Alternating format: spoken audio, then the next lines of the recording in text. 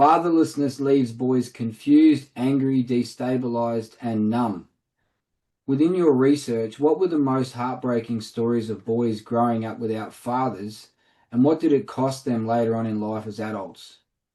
Well, it's the desperation of mothers with teenage boys who just don't know what to do.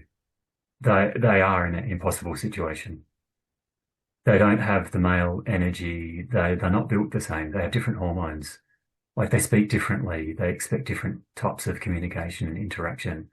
It is heartbreaking. They're very commonly, looking for sources of support.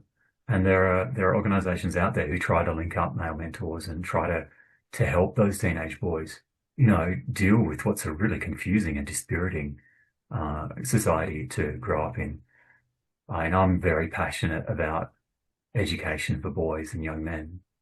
It should be an equalizing. It should be something that gives the opportunity to everyone. But it really, speaks to my heart.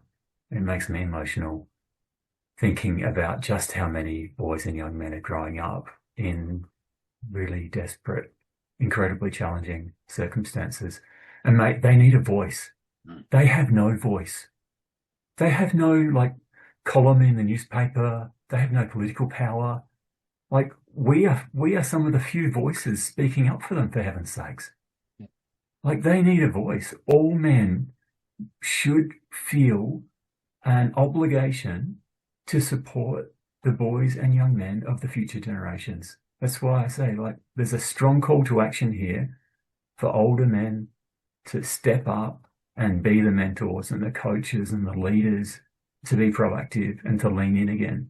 It's an obligation that we have to do this for our future generations.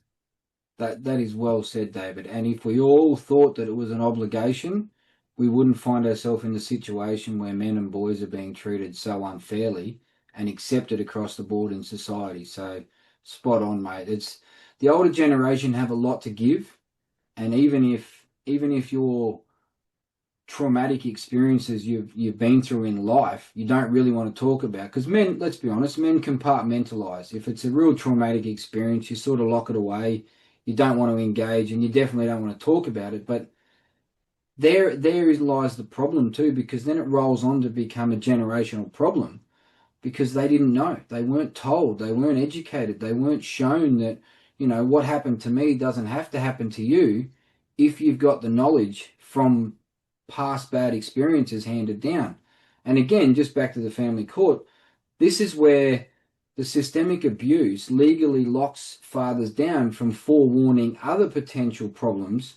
So other men go into family court. Like I know when I went in, I thought, right, they put the best interest of the children in front of the decisions they make. So let's go to court. That's not how it works. But yet, until I went through it myself, I was unaware that such bias existed when it comes to parenting.